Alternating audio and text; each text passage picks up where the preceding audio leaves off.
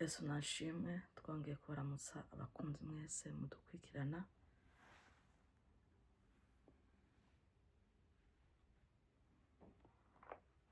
Mudukurikirana kuri Rahayi Royal TV, turabaramukije mu izina rya Yesu Kristo, kandi twongera tubaha kaze kugira ngo mushishikare mudukurikirana, kandi ndazi ko muzonezerwa mukagira ibihe byiza. Rero kandi twongera dushimira n'abandi bakunzi mwese mudukurikirana aho muri hose, kandi twongera tubatera intege tubabwira ngo mushishikare mudukurikirana kandi mukwiza ubutumwa hose, kandi mushitse no ku bandi, Imana izobibahembera. Kandi ikindi ndazi ko muzobironkamwo ingororano, kuko umuntu wese afite uko umuntu izo mukoresha kandi canke uko yamuhamagaye. Imana yo mwijuru ibaho umugisha, kandi twongera tubibutsa gukora subscribe na share na like ndetse na commentaire, mukaza mutuganiriza. Nubwo mbona mubikora, ariko mubikorera nabwo biba byiza, kandi mukorera na subscribe nabituma ikiganiro kiza, bituma mukimenya vuba. Rero nakuza mutuganiriza mukatubwira ko ibiganiro byacu bibashimisha canke harabo bimaze gufasha, nabwo ni byiza.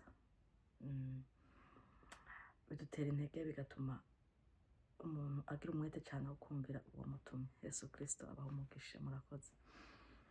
Tugiye rero kuririmbana indirimbo y'amajana 259 mbere yuko dutangira kuganira kuco Imana yasize ku mutima yantumye kugira ngo ushobore kuganiriza ubwoko bwayo. Imana yo mwijuru ibaho umugisha. Nibaza ko iri ryo kuririmba ntabwo riba rimeze neza canke iki, ariko nibaza ko igikuru atari uko mwokumva ijwi, ariko nuko twokumva amajambo aba ariko aravugwamo. Imana yo mwijuru ibayezagire. Turirimbana indirimbo yo muri Cantique ya 259. Kaze Yesu Kristo abaho umugisha. Bari baje gukorana na Ndobeke yarimwo, mpwemu yera niho yaza atumwe n'Imana.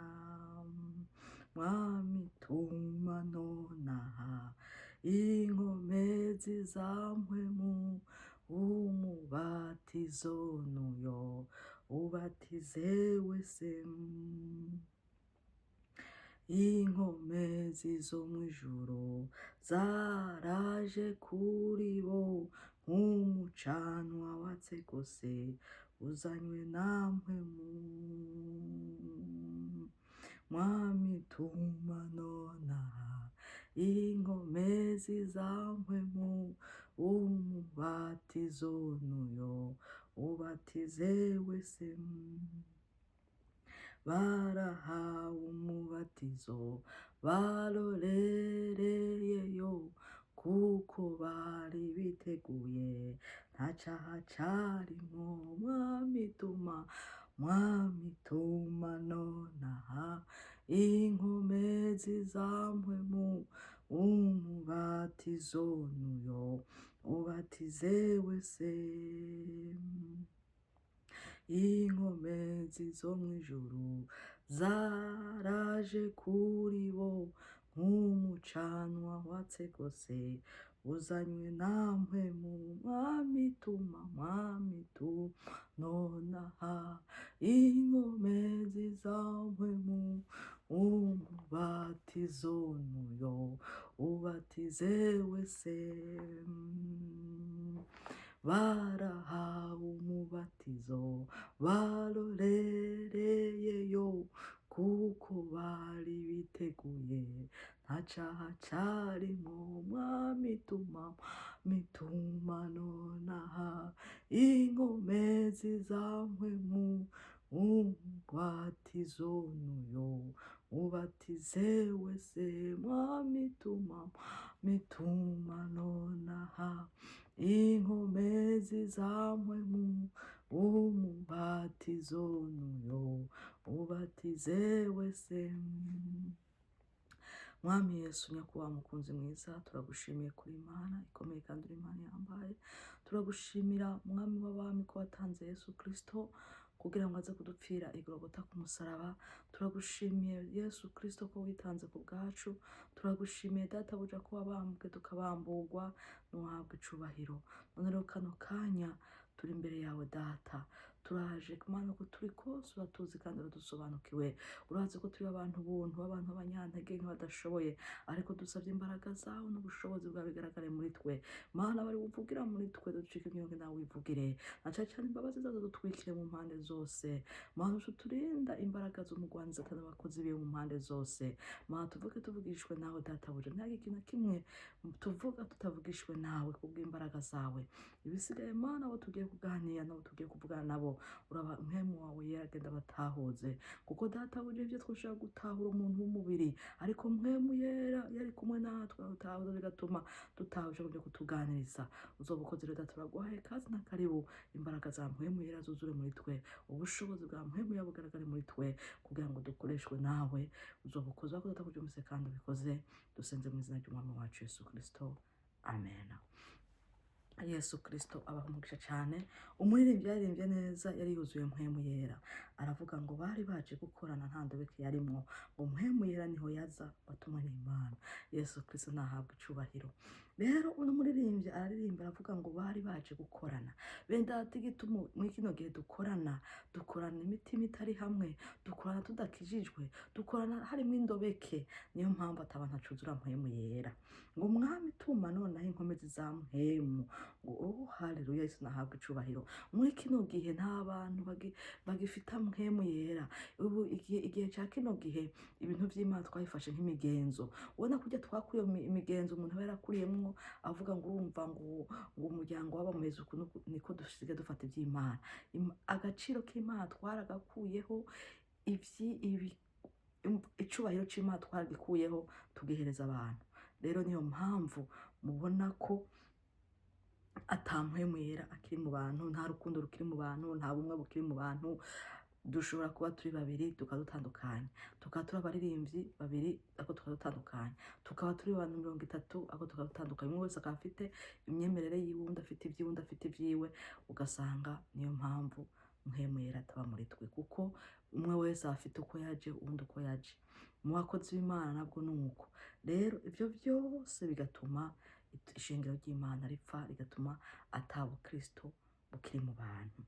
Rero umuhimbyi neza ngo inkomezi zo mwijuru ngo zaraje kuri bo, ngo nk'umucanwa watse gose ujanye na mpemu. Uwo abo bari muri mpemu, bari bahuje imitima, bari bamwe, ngo niho mpemu yera yururuka, ngo abana nabo ngo nk'umuriro uza muri bo, ngo kubera iki atandobeke zarimo. Rero bene data, uno munsi tugiye kuganira ku ijambo ry'Imana ritubwira ko dukwiye gukura indobeke muri twe, ngo dukwiye gukure indobeke zirobetse mu mitima yacu, zatumye tuzura mpemu yera, zatumye tutagendera mu bushake bw'Imana. Rero niyo munsi Imana igomba kugira ngo mbega biracashoboka, mbega biracakunda, mbega ibintu byapfiriye he. Rero no tugiye kwiga tubone aho ibintu byapfiriye, tugiye kumva aho ibintu bipfira, kuko hajya iyo kenshi n'ikintu gipfiriye mu ntango, n'iherezo ryacu kiba riba ribi. Rero kenshi dufite intango zacu zagiye ziba mbi, niyo mpamvu no kwiherezo ibintu bigenda biba nabi. Rero iyo ikintu gipfiriye mu ntango, n'iherezo kiba kibi. Rero dukwiye gutangura neza bene data, kugira ngo iherezo ryacu ribe ryiza. Rero bene data, Imana yo mu ijuru ibahe umugisha. Reka dusome ijambo ry'Imana. Reka dusome ijambo ry'Imana riri mu Bigalatiya,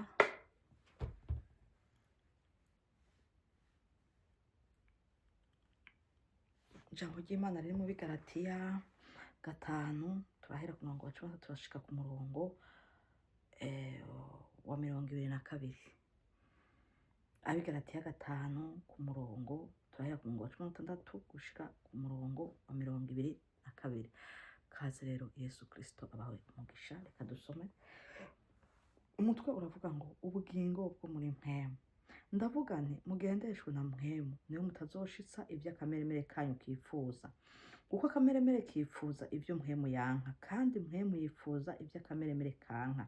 Kuko ibyo bihiganirwa ngo ntimukore ibyo mugomba, ariko namba murongorwa na mpwemu ntimuganzwa n'ivyagezwe. Kandi ibikorwa by'akameremere kacu biramenyekana n'ibi: ubushakanyi, ibihumanya, ivy'isoni nke, gusenga ibigirwamana, uburozi, ubwansi, intonganya, ishari, uburake, ikeba, kwitandukanya ibice, igono, kuboregwa, kudandahirwa n'ibindi bene ivyo. Ivyo ndabibaburiye nk'uko nabibaburiye kera, yuko bakora ibisa bityo batazoragwa ubwami bw'Imana. Imana yo mw'ijuru iturengere cyane. Reka dushitse ku murongo wa 21. Rero hano ijambo ry'Imana riratubwiye ngo ubugingo bwo muri mpwemu. Rero bene data, turazi ko kenshi ibi byose byo kudakizwa neza, byo ubukristo bwapfuye mu bantu, uruhara rw'abakozi b'Imana nabwo rurimwo. Uti vyagenze gute?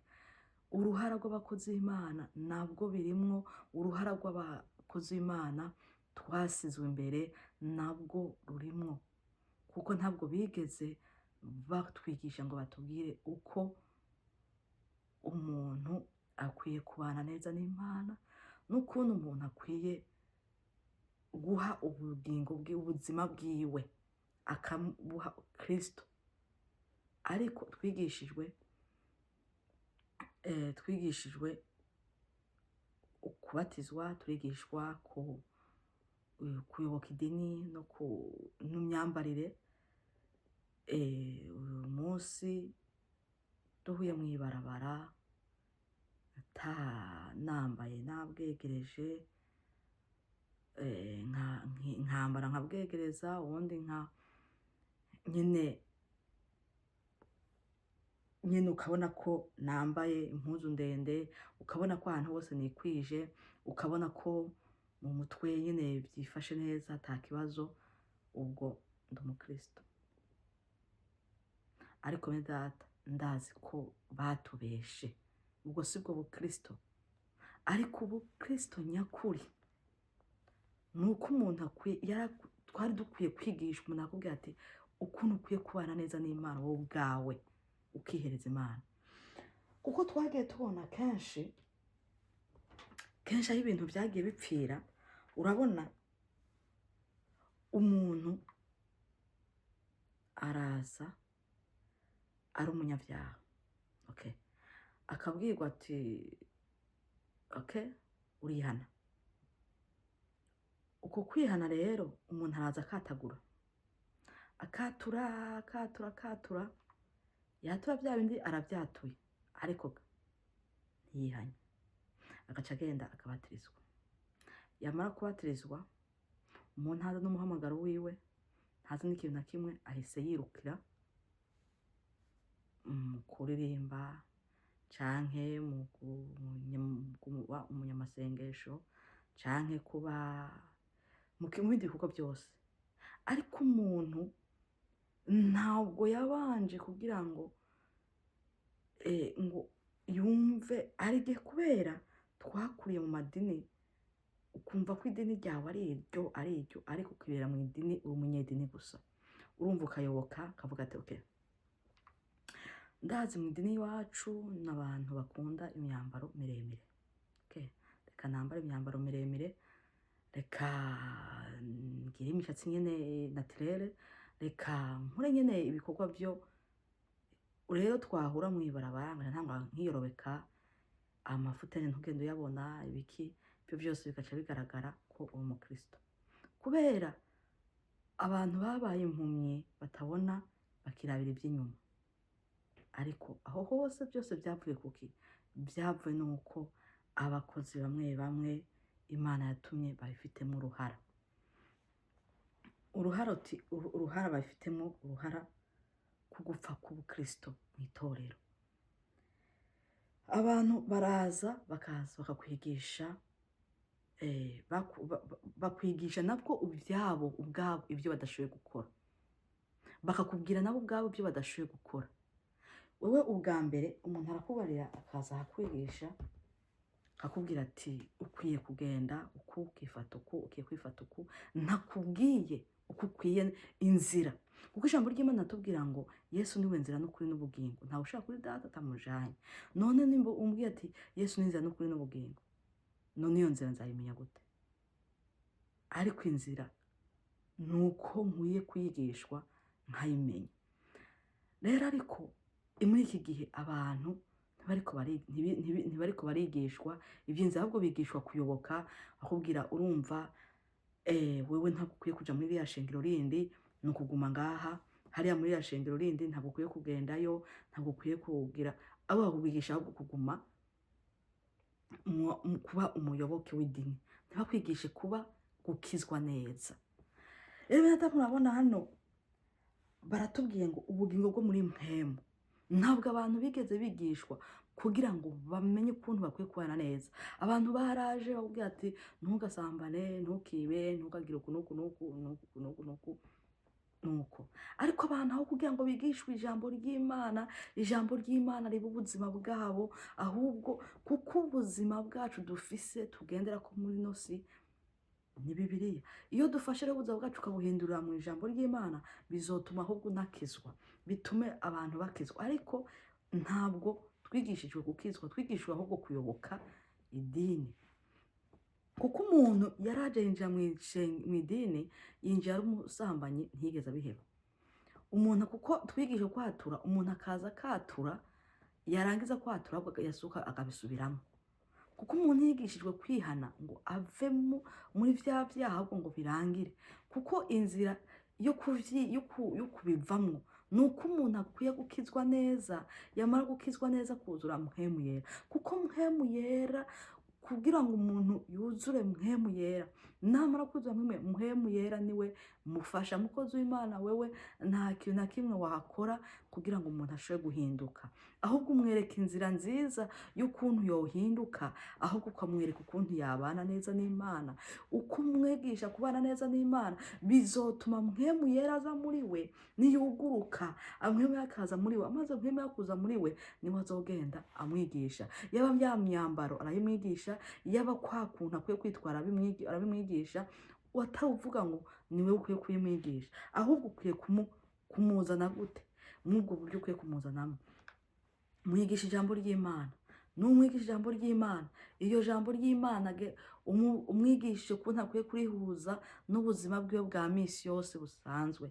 Umubwire ukuntu akwiye gukizwa neza, umubwire ukuntu akwiye kwihana ivyapa na kwatura, kuvyihana ahubwo akabivaho. Hanyuma yamara kuvyihana, ukamwigisha ukuntu akwiye kwinjira neza mu gakiza, mu kukwirane, atari ukugira ngo abatijwe ngo birarangiye, ahubwo uko azogenda abana neza n'Imana, muko kubana neza mpwemu yera azoza cleaning muri byose abikuremo, hama mpwemu yera yinjiye muri we. Namara kwinjira muri we, azogenda kura twatundi twinyuma, bitume kuko umuntu yamaze gukira mu mutima, akamara gukizwa mu mutima, na hahandi inyuma arakizwa. Ariko abantu bashaka kudukizwa inyuma, ariko mu mutima tutakijijwe. Mana yo mu ijuru iturengere cyane.